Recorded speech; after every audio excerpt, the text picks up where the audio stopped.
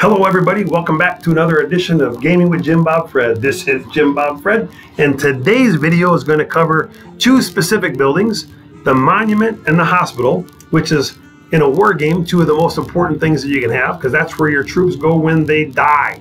When you're attacking or when you're defending, some of your troops can end up in either one of these buildings. We're going to talk about the importance of both and how they work with one another. And at the end, I've gotten a bunch of people asking me, how do you set up your town? So I'm going to give you a brief overview of how I set up my town. As always, if you're not a subscriber today, please hit the subscribe button. That'll let me know that there's enough folks out there to keep me coming back making these videos. If you like the video, hit the like button and always leave a comment. If you do, I will respond, and I'd like to know, maybe I said something wrong, maybe I said something you liked, and just say hi, and I'll try to respond to every single comment that I get out there. So getting into it. I try to keep my videos under 10 minutes, so we'll see if we can do that today. Rooting for success. Okay, so the two buildings we're going to talk about. I have hospitals and monuments. Let's talk about hospitals first. The hospital is where your troops go. Listen, I just clicked in this building, and my hospital in the lower left-hand corner is the little I. The letter I, that means information on your building. Click on it. It's going to tell you what your buildings do. So your hospital is where to heal troops that are wounded when defending your town. Doesn't matter whether they're in your building, in your own town, or whether you send them out for reinforcements. If they're defending, this is where they go. And the number of troops that get to go into the hospitals is dependent on your hospital level. If I have 10,000 troops and all I have is one level, one hospital, 200, if they're all killed in a fight, only 200 of all those go into my hospital. The rest either go into my monument or they die, right? So troops cost a lot of resources to build, so you want to protect them as best you can. So the number of hospitals you have will play a big role into how many troops you can save when you're out there defending your town. Again, I said one level 1 gives you 200. If I have one level 1 and one level 2, then I can protect up to 500. You get how that works, right? So that's where your troops go in the hospital when you're defending. That's the key word there, when you're defending.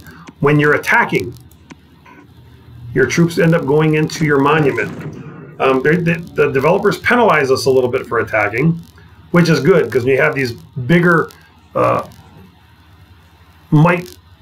larger army players attacking folks, their troops end up in the monument. It takes them a longer time to get those back, right?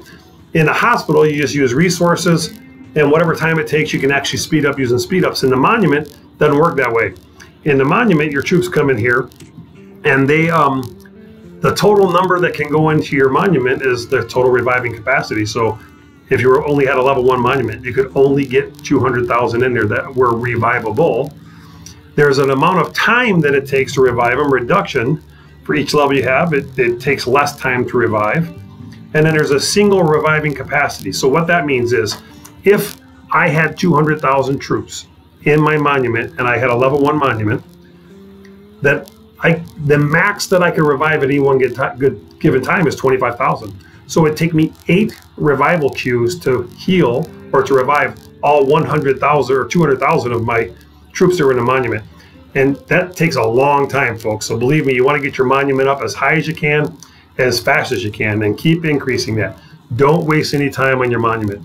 The other difference here is, when you're attacking, they go into the monument, but if you're defending and once your hospitals are filled, then a lot of your troops will end up in your monument also. So you still want to make sure you have a large capacity for saving your troops, because they take a lot of resources to build in the first place. So protect those as you can. The other thing you need when you are reviving in your monument is revival spells. Now, you can buy revival spells. So you have to go into your shop, and if you're going to use gold, you have to go to your chest, right? And 40,000 revival spells cost you 800 gold, or if you use loyalty points, it costs you 80,000 loyalty points. So you can use either your gold or loyalty points. And also, I think events like Battle Pass give you free revival spells or scrolls also, right? So when you use a standard revival spell, it just takes as long as it takes. When you use instants, and you notice you can't buy instants in the loyalty store, but you can in the shop with gold, and they cost a lot more, right? So for 40,000 super revival spells, which allows you to revive 40,000 troops instantly, it's 12,000 gold. So they're really expensive, but you're going to want to have some of these on standby. So you can also buy these in packs. Every once in a while there'll be a pack come out, a $5 pack or a $9 pack that allows you to buy some as well. And if you want to know how many you have, just click on My Items, look in your chest, and you'll see how many you have. They're the first ones to show up. So the difference is when you're out attacking, which you should be doing in a war game, if you're not out attacking people, you shouldn't be playing a war game. Pick something else up where you're not required to fight or defend. And then don't complain when you're playing a war game and you don't want to fight and someone's hitting you or attacking you, because they're playing a war game like they're supposed to. Hence the word war in the phrase war game. All right, that's the 5 minutes that I was going to use up for that stuff. Hopefully that made sense to you guys. If not, leave a comment. I'll come back and try to clarify. But I said I was going to go over what I have for my city composition. You do that by going into your town center and clicking the overview. This will tell you what you have. You click on the buildings, the second tab down, for your economic and civic buildings. Most of these you can only have one of, right? But when you get down to your economic buildings, when you started off your game, the tutorial took you through making a bunch of these. And what I don't like about the tutorials, it makes you build 3 or 4 of some of the things you only need one of. For instance, your farm. Your farms produce food.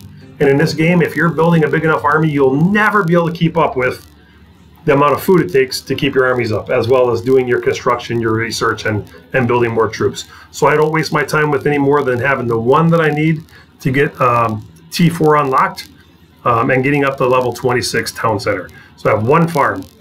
For the other 3, your logging camps, your quarries, and your mines, I even those out. For me, I have 7 logging camps, 7 mines, and 8 quarries, and that gives me enough resource coming in as in just general practice and playing the game.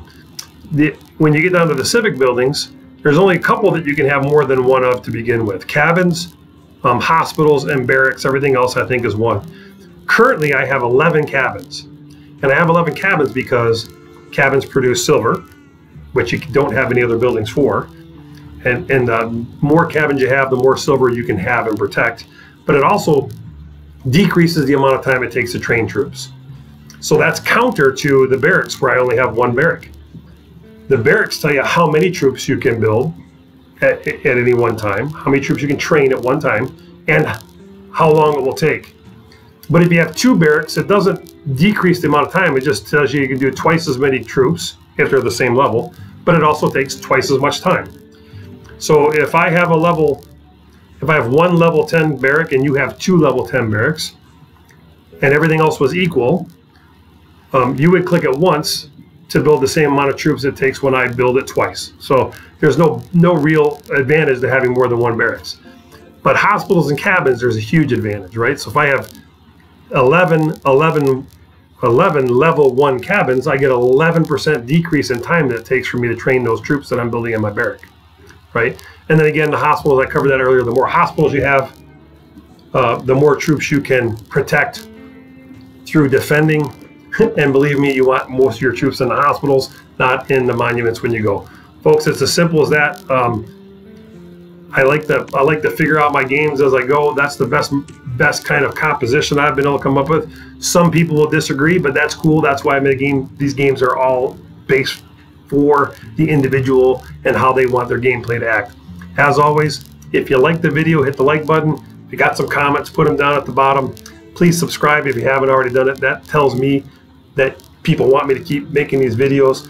I'm getting close to the 10-minute mark, so as always, it's a war game. Get out there and fight somebody.